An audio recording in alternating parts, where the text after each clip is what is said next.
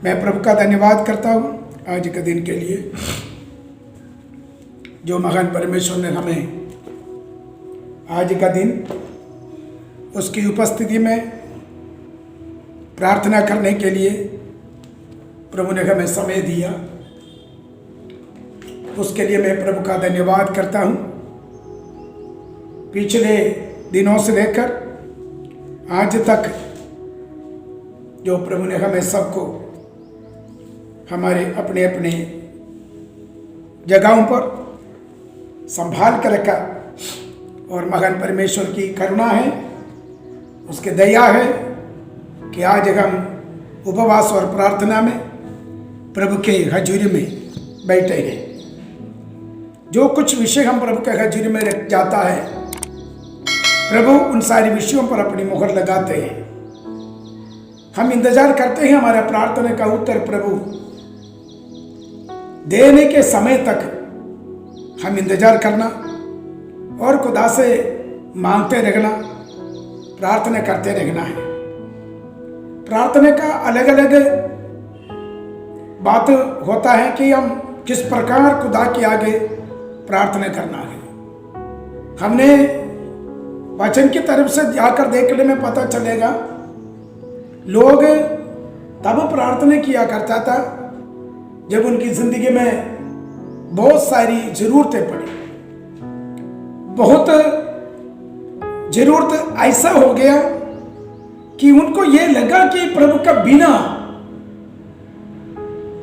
प्रार्थना के बिना कुछ भी हासिल नहीं कर पाएंगे। तो हमें प्रभु ने बहुत खुशी होगा जो समय देते हैं कि हम बहुत आत्मिक शक्ति और सामर्थ्य के द्वारा प्रभु के हजूरी में प्रार्थना करें। तो हम वचन से देखेंगे कि प्रार्थना करने का महत्व, प्रार्थना करने की शक्ति, प्रार्थना करने से फायदा क्या हुआ, क्या प्रभु ने खुदा के लोगों की प्रार्थना सुनकर उत्तर दिया है कि नहीं। इन सारी बातों को हम एस्तेर की किताब से देखेंगे। एस्तेर की किताब उसका 4 अध्याय की उसका 14 आयत से लेकर हम पढ़ेंगे। एस्तेर की किताब 4 की 14 से लेकर। सुनो, क्योंकि जो तू इस समय चुपचाप रहे तो और किसी न किसी उपाय से यहूदियों का छुटकारा और उद्धार हो जाएगा, परंतु तू अपने पिता के घराने समेत नष्ट होगी। क्या जाने तुझे ऐसे ही कठिन समय के लिए राजपद मिल गया हो। तब एस्तेर ने मोर्दकै के पास ये कहला भेजा, तू जाकर शूशन के सब यहूदियों को इकट्ठा कर और तुम सब मिलकर मेरे निमित्त उपवास करो। 3 दिन रात ना तो कुछ खाओ और ना कुछ पियो। मैं भी अपने सहेलियों सहित उसी रीति उपवास करूंगी, और ऐसी ही दशा में मैं नियम के विरुद्ध राजा के पास भीतर जाऊंगी, और यदि नष्ट हो गई तो हो गई।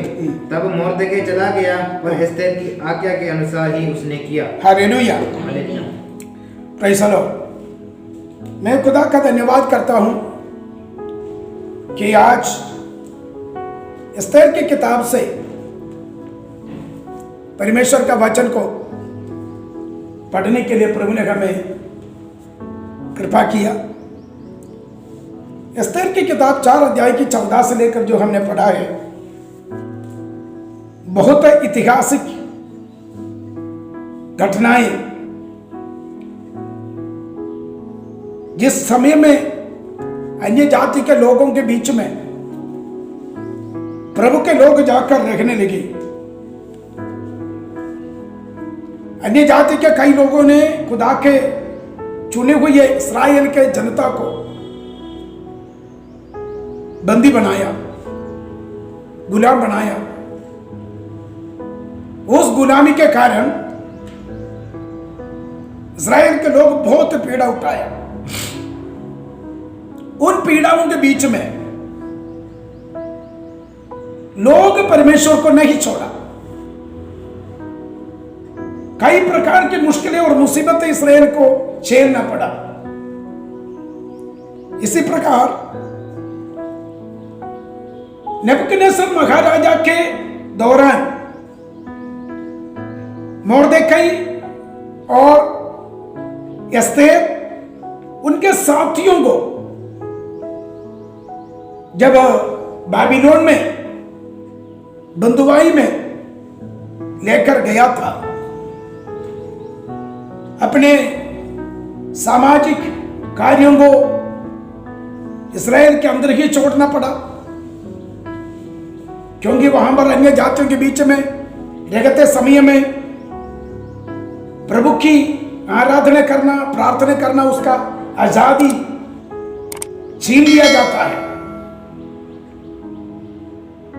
और दूसरी बात यही है कि जिस प्रकार यहूदी लोग अपने सामाजिक कार्यों को करने के लिए अपने देश में जितने आजादी महसूस होता था, वो अन्य देश में उसको नहीं मिला।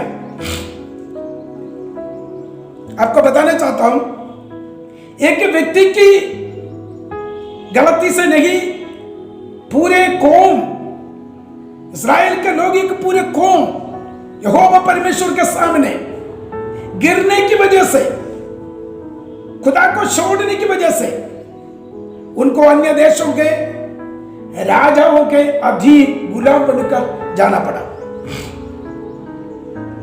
इसके बीच में बाबिलोन में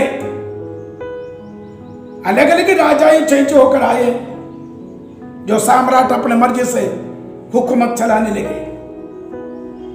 आपको मालूम है, BC 486 से लेकर 464 तक क्षयर्ष महाराजा जब पारसी राजा बनकर मादी पारसी राजा के रूप में क्षयर्ष राजा बन गया था।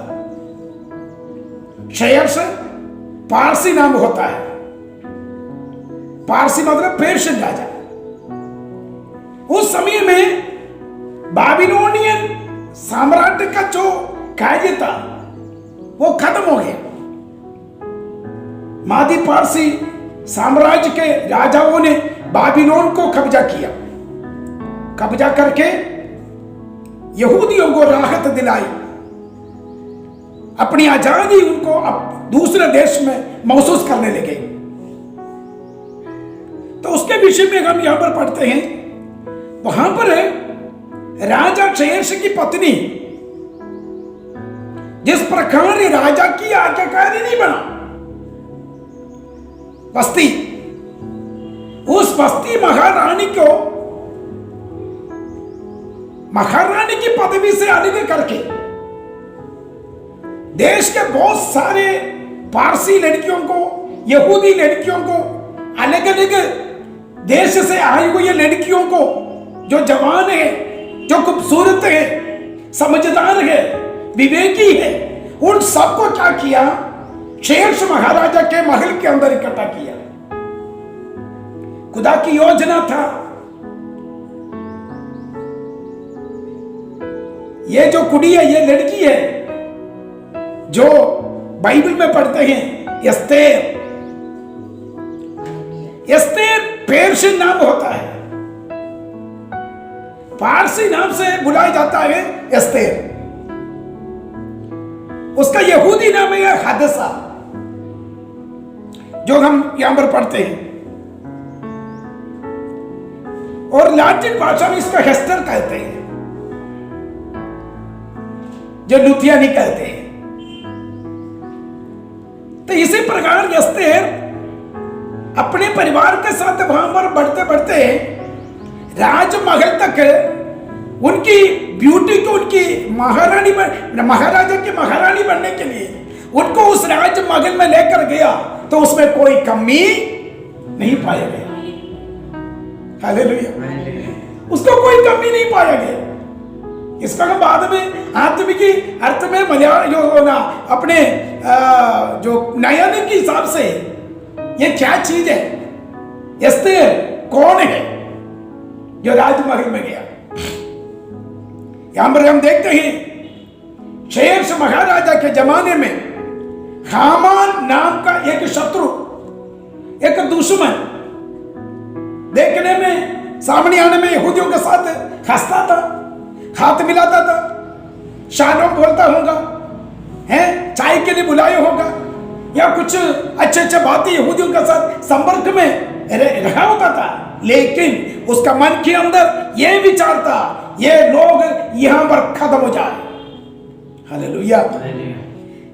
हामान के मन के अंदर यही था कि ये देश से खत्म हो जाए, ये हमारा देश छोड़ दिया जाए।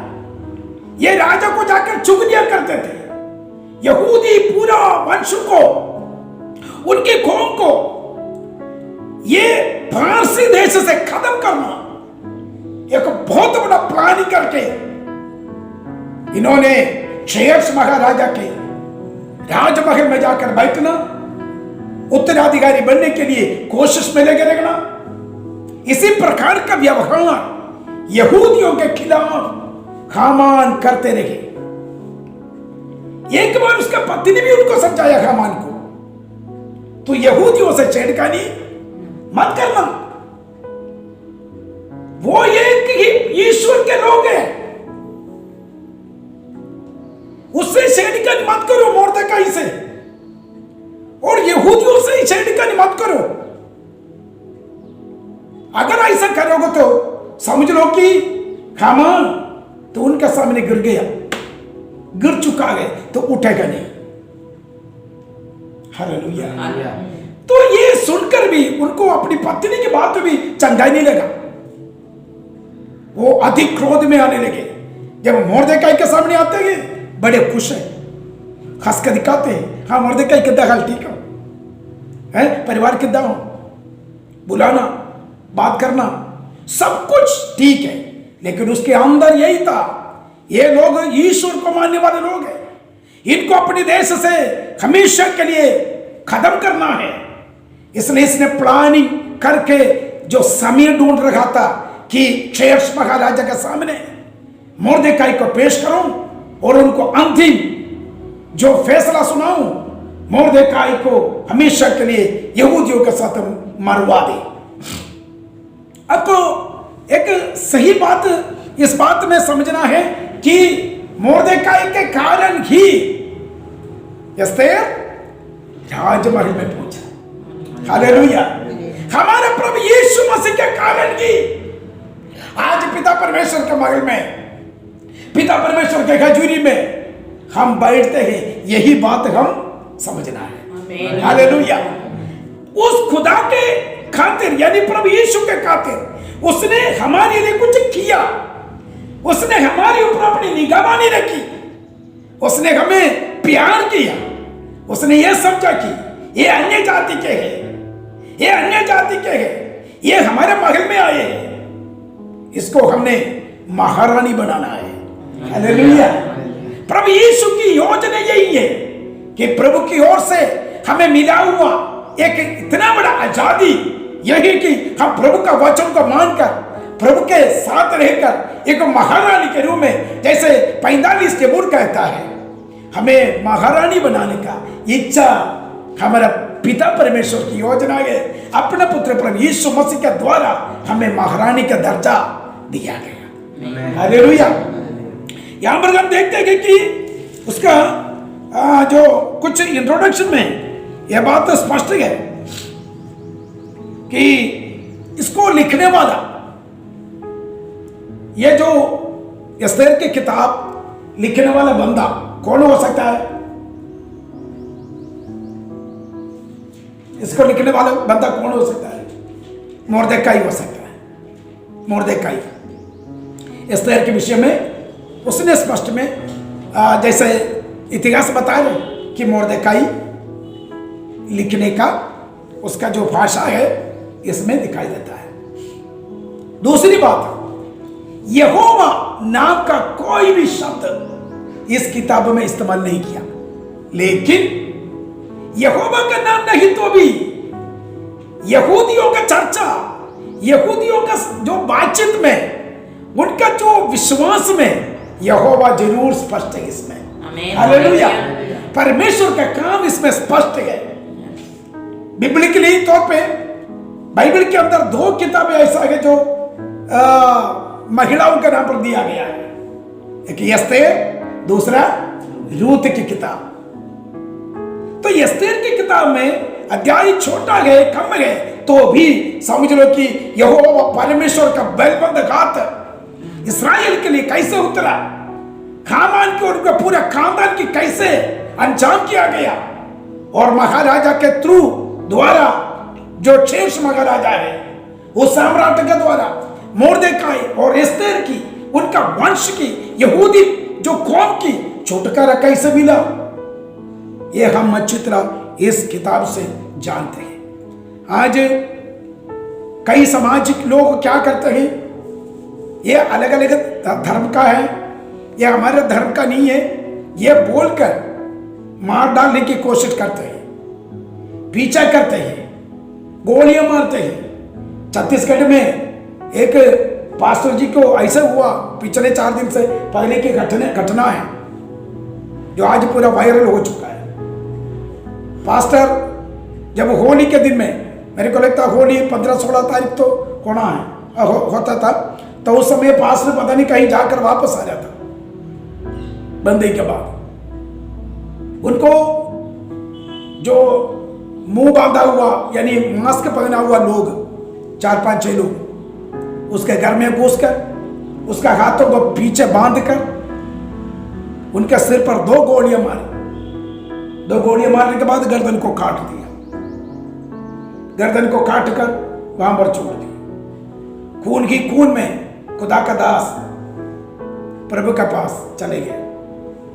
प्रकाशित वाक्य में हम एक वचन पढ़ते हैं कि जगवेद के पास लाखों करोड़ों के हिसाब से आत्माओं को देख कर कहते हैं कि ये सारे कष्टों के बीच में से, दुखों से, पेर्सिक्यूशन, उपद्रवों के बीच में से आए हुए लोग हैं।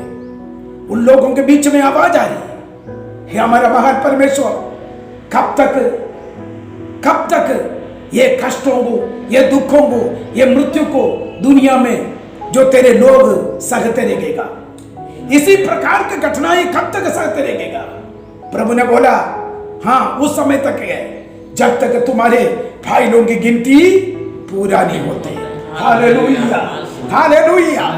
जब तक तुम्हारे भाइयों की गिनती इस जगवेद के सामने पूरा नहीं होते, तब तक ये कष्टों को झेलना पड़ेगा, इस प्रकार की मृत्यु को पाना पड़ेगा। हमारे भारत के अंदर अलग अलग जगहों पर चर्च को तोड़कर, पास्टरों को मारकर, उसको जेल में भिजवाकर, विश्वासियों को जेल में भिजवाकर उन लोग तसल्ली पाते हैं। जितने मर्जी करे, जितने कोशिश करे, खुदा का काम बढ़ते जाएगा। हालेलुया। कोई भी रोक नहीं सकते, कोई भी रोक नहीं सकते। यीशु के लोगों के खून जिस जगह पर गिरते हैं, हजारों मसीही वहां से खड़े हो जाते हैं। Hallelujah, praise the Lord, hallelujah. जितने खुदा के लोगों को मार दिया जाएगा, उतना ही उस इलाके में प्रभु का काम बढ़ते जाएगा।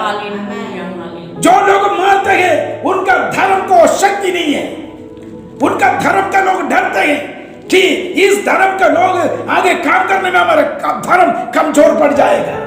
यदि तेरे पास अच्छा धर्म है तो तुम भी निकलो और प्रचार करो, तुम भी अपने धर्म के विषय में प्रचार करो। यह नहीं है कि अगले ने कोई अच्छा काम किया, समाज में उतर कर लोगों के लिए भलाई काम करते हैं। जो नशा करने वाले लोग, बुराई में फंसे हुए लोग, उनको सुधारने के लिए काम करता है तो उनको जाकर मारने की पूरी शक्ति रखता है, उनके ऊपर हथियार इस्तेमाल करता है, उनके ऊपर गोलियां चलाते हैं। इसी प्रकार का काम करके प्रभु का काम को, प्रभु की सेवा को रोकने के लिए कोशिश करते हैं, वो कभी भी नहीं रुकेगा। हालेलुया। जब तक मसीह यीशु बादलों पर नहीं आते तब तक ये काम चलते रहेगा, प्रचार चलते रहेगा, प्रभु का संगति चलते रहेगा। Praise the Lord. जो भी खुदा के साथ छेड़खानी जो दूसरे ने जो किया है उसका अंजाम हम दुनिया में देखते रहता है। एक बार आपको मालूम है, एक बहुत बड़ा महाराजा, उसको जो दुनिया में प्रेसिडेंट कहते हैं, एडोल्फ हिटलर। एडोल्फ हिटलर उसने ये कहा था 100 सालों के अंदर मैंने बाइबल को दुनिया से मिटा दूंगा। 100 सालों के बीच में 100 साल की जीवित नहीं रह पाया। एडोल्फ हिटलर कहा था जो मैं जीते जी इस बाइबल को मैंने दुनिया से मिटा दूंगा, लेकिन एडोल्फ हिटलर को क्या हुआ? उसका जुबानी बात को प्रभु ने सुनकर न्याय किया गया। हालेलुया। एडोल्फ हिटलर दुनिया छोड़ दिया। उसके बाद उसकी बंगला बाइबल सोसाइटी ने खरीद कर लाखों बाइबलों को प्रिंटिंग करने का, बहुत अनेक भाषाओं में बाइबल को प्रिंटिंग करने का बाइबल सोसाइटी बनाकर एडोल्फ हिटलर का महल बंगला बाइबल सोसाइटी में चेंज किया प्रभु ने। हालेलुया। इसी प्रकार प्रभु जिंदा है।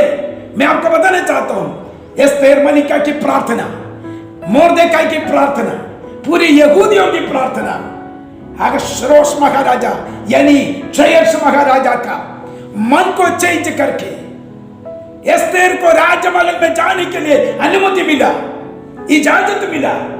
उसने जाकर क्षयर्ष महाराजा से बातें किया, मेरी प्रजा को मार डालने के लिए एक ऐसा बंदा जो काम कर रहा है, उनका न्याय करने की जरूरत है। उनका शिकायत मैं आपको सुना रहा हूं। क्षयर्ष महाराजा के सामने बोलने में एस्तेर मलिका से पूछा, तू बता कौन है वो? हालेलुया। महाराजा के सामने एस्तेर मलिका छिपाई नहीं। उसने कहा, आपके पास आकर बैठकर बातें करने वाला एक दुश्मन है, उसका नाम हामान है। हालेलुया। सामने बीतने से पकड़े,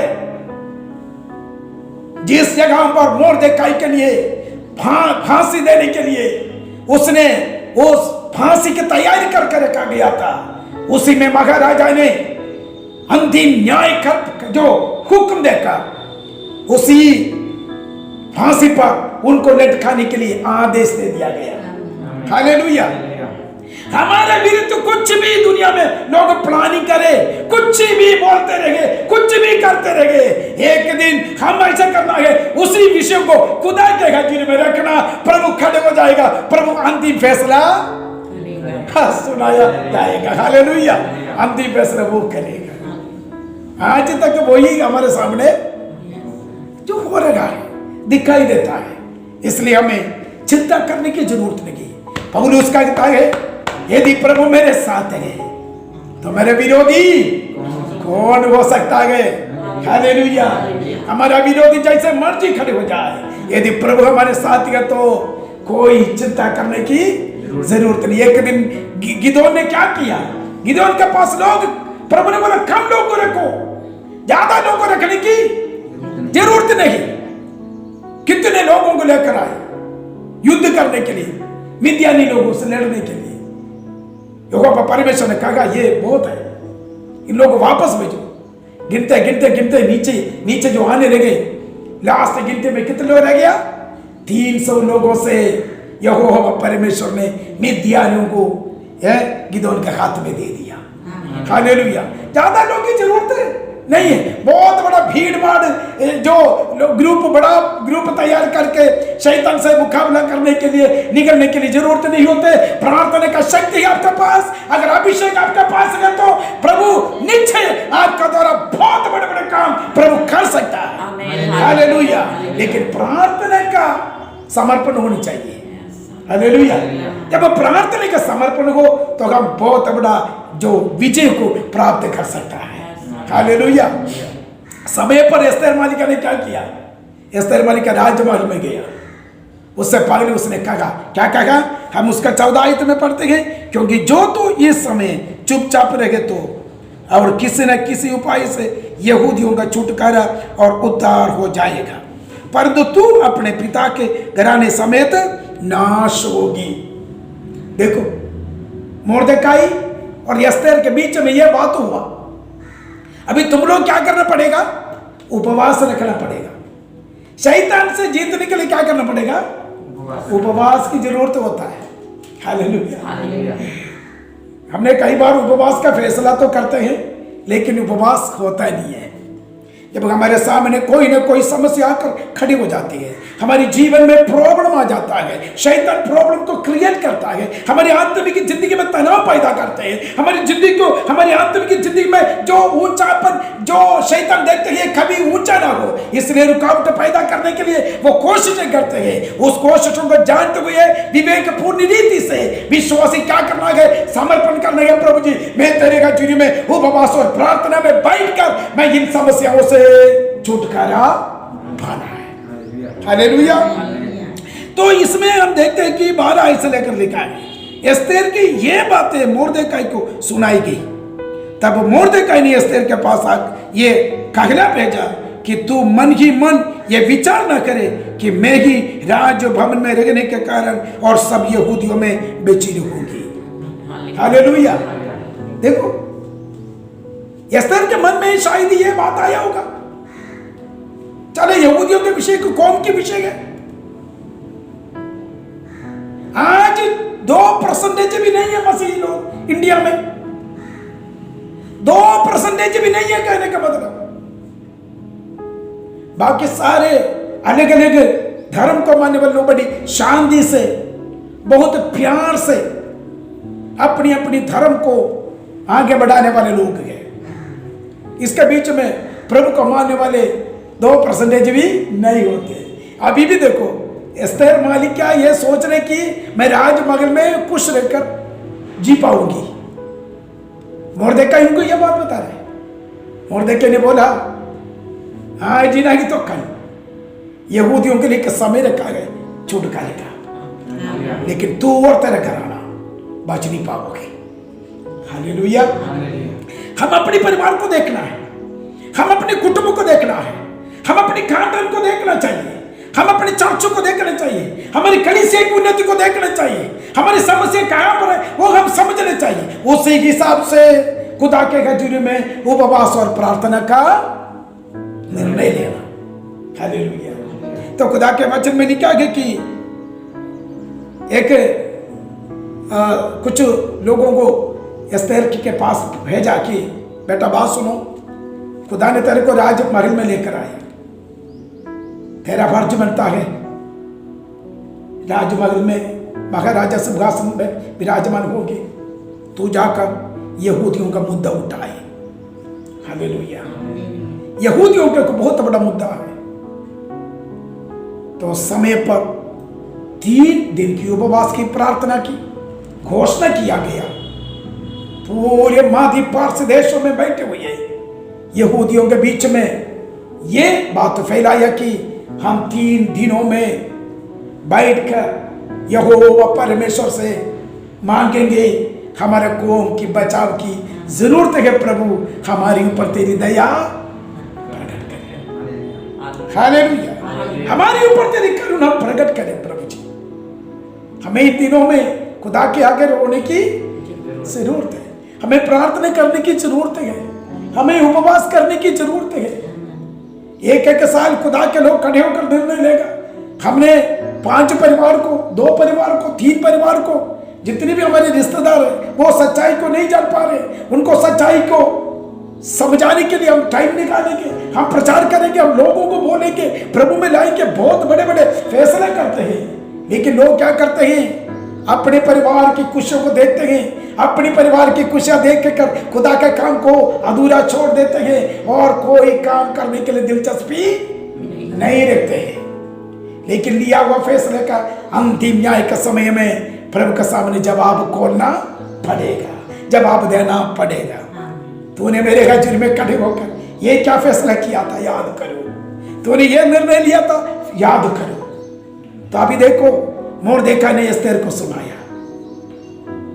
एस्तेर ने क्या किया, पूरे अपने देश में इस खबर देने के लिए कहा। यहूदियों के बीच में एक फैसला सुनाया, हम 3 दिन उपवास में बैठेंगे, मैं राजमहल में जाऊंगी, जाकर मैं महाराजा शेर से बात करूंगी, हमारे कौम की बचाव के लिए मैं बात जरूर करूंगी। इसी प्रकार हमारे समाज के, हमारे क्रिश्चियन मसीही लोगों के लिए बहुत सारे जो नेताओं को खड़ा करते हैं लेकिन बेईमानी में बदल जाते हैं, दूसरे के पैसे लेकर चुप हो जाते हैं। फिर भी हमारा जो मसीहत में जो बदनाम होती है और बदनाम कर लोग इतना तंग हो जाते हैं, फिर उस नेता कैसे मानेंगे? हालेलुया। उस नेता को कभी भी एक नेता नहीं मान सकते, क्योंकि वो बेईमानी में रिश्वत लेकर वो अपनी जो बातें बदल जाते हैं। कितने मसीही नेता को देखा, वो सभी ऐसा करने वाले लोग हैं, कोई भी चंगे नहीं है, क्योंकि वो बड़े नेता के सामने सिर झुकाते हैं। ये खुदा के सामने बेईमानी काम करने वालों को ऐसा सजा प्रभु दिया जाएगा, वो कभी प्रभु माफ नहीं करेगा।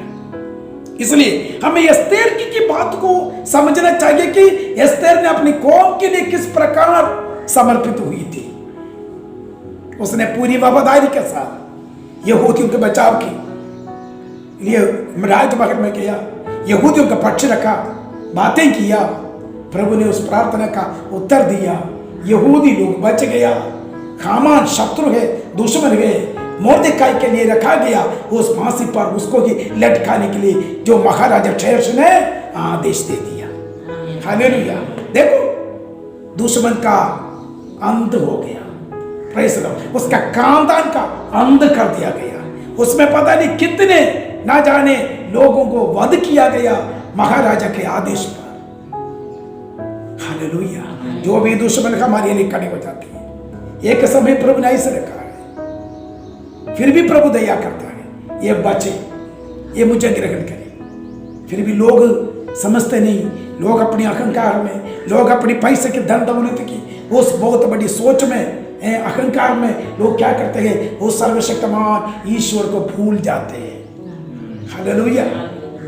हमें प्रभु ने दिया गया उस रहमत को स्वीकार करते हुए, उसकी दया, उसकी करुणा को समझते हुए हम प्रभु के हजूर में दूसरों के लिए प्रार्थना करना, हमारा भारत के लिए प्रार्थना करना, हमारे जितने भी अगुवे लोग हैं उनके लिए हम प्रार्थना करना, हमारे देश की शांति के लिए प्रार्थना करना, हमारे जो चर्च है, खुदा के लोग हैं, उनकी सेवा में जो रुकावट डालने वाले लोगों के दिल को प्रभु दया दिखाने के लिए हम प्रार्थना करना है। हालेलुया।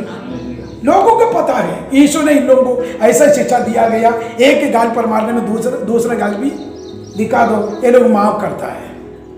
क्योंकि प्रभु ने सलीब पर रहते हुए ये कहा था, प्रभु ये लोग नहीं जानते हैं कि ये क्या कर रहे हैं। इसलिए पब्लिक को पता है कि इनको जो मर्जी मारे, पीटे, कूटे, कुछ भी करे कि ये चुप रहेंगे, मार खाएंगे।